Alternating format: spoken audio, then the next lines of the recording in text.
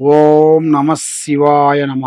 ఓం శ్రీ పరబ్రహ్మ దేవి మహాశక్తి స్వరూపిణి ఓంకారి రూపిణి ఓం శ్రీ మాత్రే నమ. ఓం కొండదేవతాయ నమ. ప్రజలందరికీ నమస్కారము. 2025 అక్టోబర్ నెల. ఈ నెలలో ఈ 12 రాసులకి ఎలా జరుగుతుంది, ఎలా జరగబోతుంది, ఎలా ఉందనేది, స్థితిగతులు ఎంతవరకు వచ్చినాయనేది మనం ఈరోజు చెప్పబోతున్నాం. మరి జాతక బలము, జీవిత బలము, స్థాన బలము, పూజ బలము, యోగ బలం.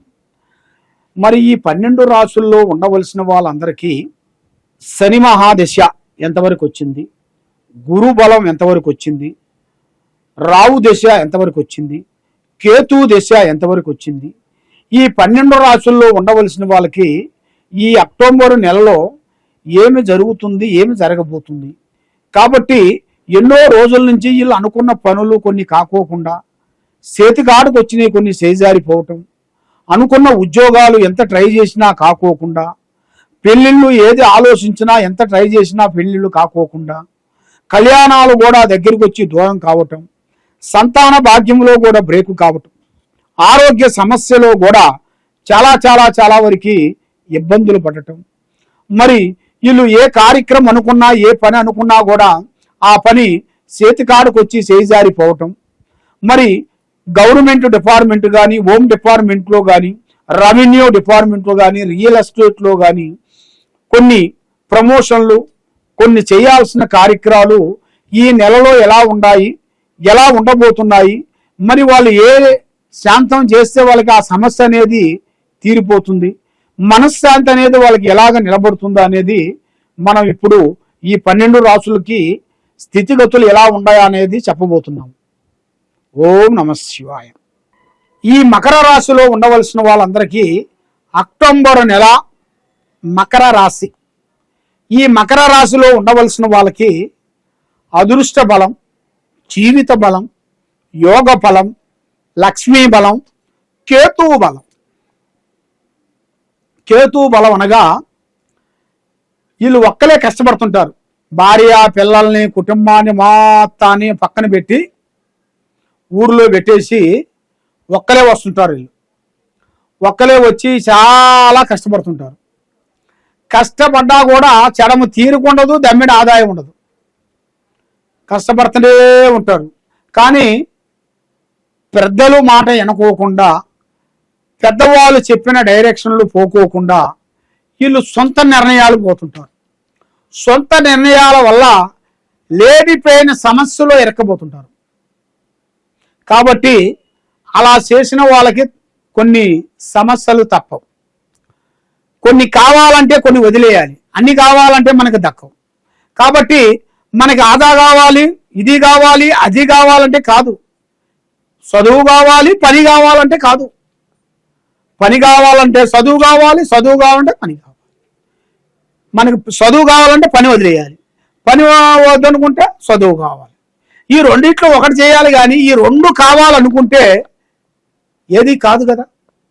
కానీ కొంతమంది అతి తెలివి గల వాళ్ళు ఉంటారు. కొంతమంది అతి తెలివి అంటే ఇక వాళ్ళు ప్రపంచాన్ని మొత్తాన్ని చదివేసేసాము, మేము ప్రపంచం అంతా మా చేతిలోనే ఉంది, మేము మొత్తం చదివేసేసాము, మేము చెప్పిందే మాట, మేము చేసిందే వేదం, మేము చెప్పిందే వేదం అన్నట్టుగా వాళ్ళు మాట్లాడుతుంటారు. కాబట్టి చెడు మూర్ఖంలోకి వెళ్ళిపోతుంటారు. దానివల్ల వాళ్ళ కుటుంబంలో మనశ్శాంతి లేకోకుండా, భార్య ఒక రకంగా పోయి, భర్త ఇంకో రకంగా పోయి, వాళ్ళ సంసారం అనేది కరెక్ట్గా ఉండదు. చికాకులు ఎదురవుతుంటాయి, గొడవలు. ఎందుకంటే భార్య అంటుంటుంది నా మాటే నెగ్గాలంటుంటుంది. నేను కూలీ పాలు అయ్యి చేస్తున్నాను, కష్టపడుతున్నాను, నేను డబ్బు సంపాదిస్తున్నాను, పిల్లలను కష్టపడుతున్నాను, పిల్లలకి నేను పోషిస్తున్నాను, ఇంత పని చేస్తున్నానంటే అది నా వల్లే అంటుంటున్నావా. ఈయన చూసి ఏం పర్వాలేదు, నేనే చేస్తున్నాను, నేనే కష్టపడుతున్నాను, నేనే ఏరే ఊరు వెళ్తున్నాను, ఒక్కడనే డబ్బు కష్టపడుతున్నాను, తెస్తున్నాను, మీకు ఇస్తున్నాను నేనే అని ఈయన అంటుంటాడు. కాబట్టి వాళ్ళిద్దరికీ ఉండాల్సిన ఒక మూర్ఖత్వం, ఆ మూర్ఖత్వం వల్ల వాళ్ళ సంసారం అనేది భంగమైపోతుంది, పటాపంచలైపోతుంది. దానివల్ల పిల్లలు తల్లులు వేరు బంధాలు అవుతారు. పిల్లలకి తల్లులకి సంబంధాలు ఉండవు, చాలా బాధ అయిపోతుంది.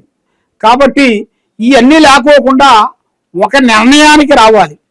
ఒక నిర్ణయానికి రావాలంటే వీళ్ళందరూ ఒక దుక్కున ఉండాలి. పిల్ల ఒక దుక్కున, తల్లి ఒక దుక్కున, తండ్రి ఒక దుక్కున ఉంటే పనులు జరగవు. ఎందువల్ల అంటే వీళ్ళ మీద ఉండాల్సిన 9 నవగ్రహాలు కనబడుతున్నాయి.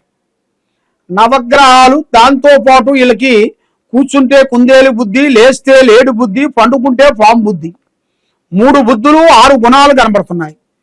వీళ్ళకి నిమిషానికి గంటకి మారుతుంటుంది మైండ్.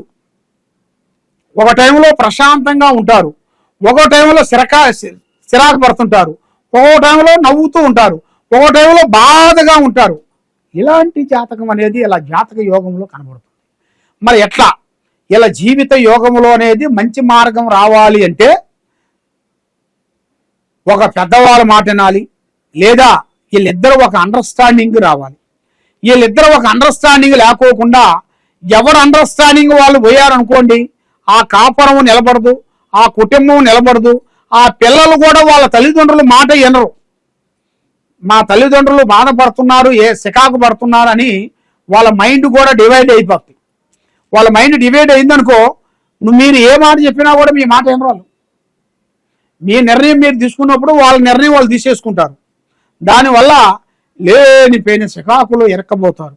మరి ఇలా జాతకంలో చూస్తే విద్యారంగంలో చాలా బాగుంది, చదువులో అభివృద్ధి, విదేశాల్లో మంచి చదువు, రాజకీయంలో జయప్రదంగా కనబడుతుంది, కుటుంబంలో కూడా అభివృద్ధి రావాల్సిన యోగం కనబడుతుంది.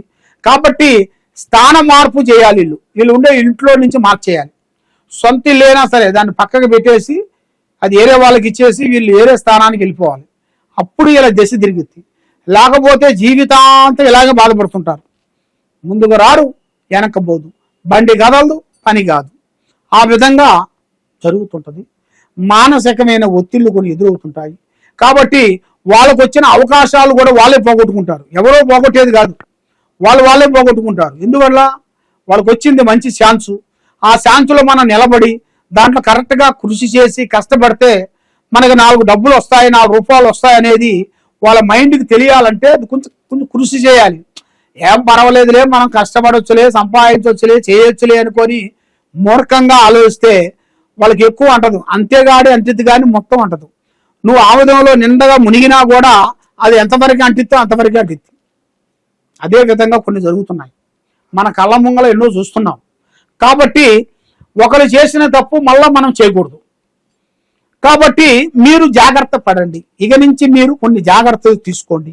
మీరు ఏ కార్యక్రమం చేసినా, ఎక్కడ పోయినా, ఏ పని అనుకున్నా, ఎడు పోదాం అనుకున్నా చాలా జాగ్రత్తలు మీరు తీసుకునేటికైతే మీ జీవితానికి విజయవంతమయ్యే మార్గాలు కనబడుతుంది.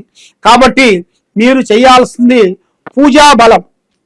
శ్రీ సమ్మక్క సారలమ్మ అమ్మవారిని పూజించండి. బుధవారం రోజున తలస్నానం చేసి 2 కొబ్బరికాయలు తీసుకొని 2 బెల్లం గడ్డలు పెట్టి శ్రీ సమ్మక్క సారలమ్మ అమ్మవారిని మనస్ఫూర్తిగా అనుకొని 2 కొబ్బరికాయలు కొట్టి ఆ అమ్మవారిని మీరు తప్పకుండా పూజించినట్టుకైతే ఆ అమ్మవారు మీకు తప్పకుండా ఒక మంచి మార్గం అనేది చేస్తుంది. అలాగా బుధవారం 5 బుధవారాలు మీరు చేసినట్టుకైతే ఆ అమ్మవారు, ఆ సమ్మక్క సారలమ్మ తల్లి మీకు కొలువై ఉండి కొంగు బంగారం అయి మనశ్శాంతిగా ఉండి లక్ష్మి నిలబడిపోయి మనశ్శాంతిగా ఉండి మీ పిల్లలకి మంచి చదువు, మీకు మంచి ఆరోగ్యము, మీ కుటుంబంలో ఆడవాళ్ళకి కానీ మగవాళ్ళకి కానీ పిల్లలకి అభివృద్ధి, మీ పంట, మీరు చేసే పనులు, మీరు చేసే రాజకీయంలో కూడా విజయము, చేసే ఉద్యోగంలో అభివృద్ధి, మరి గవర్నమెంట్ డిపార్ట్మెంట్లో కూడా ప్రమోషన్లు, అతి భయంకరమైన పనులు, పెద్ద పెద్ద కార్యక్రమాలు మీకు అభివృద్ధిగా వచ్చే మార్గాలు కూడా అతి దగ్గరలోనే వచ్చేసినాయి. కాబట్టి మీరు చేయాల్సిన పూజ చేయండి. మరి మీ మీద ఎలాంటి గ్రహాలు కానీ ఎలాంటి దోషాలు కానీ ఏమైనా ఉండేట్టుకైతే మీ పేరు, వయసు, గోత్రనామాలు మాకు పంపిస్తే మీ పేరు బలాన్ని బట్టి మీరు ఎక్కడెక్కడో పోయి జ్యోతిష్యం చెప్పించుకొని నిరాశ చెంది ఉన్నారు. కాబట్టి ఈ కింద ఉండాల్సిన నెంబర్కి ఒకసారి సంప్రదించినట్టుకైతే మీ పేరుని బట్టి, మీ సమయాన్ని బట్టి, మీ జాతకాన్ని బట్టి, మీ యోగాన్ని బట్టి మీకు ఏమేమి జరుగుతుంది, ఏమేమి జరగబోతుంది అనేది మేము చూసి అన్ని విషయాలు చెప్పగలుగుతాం. సర్వే జనా సుఖినో భవంతు.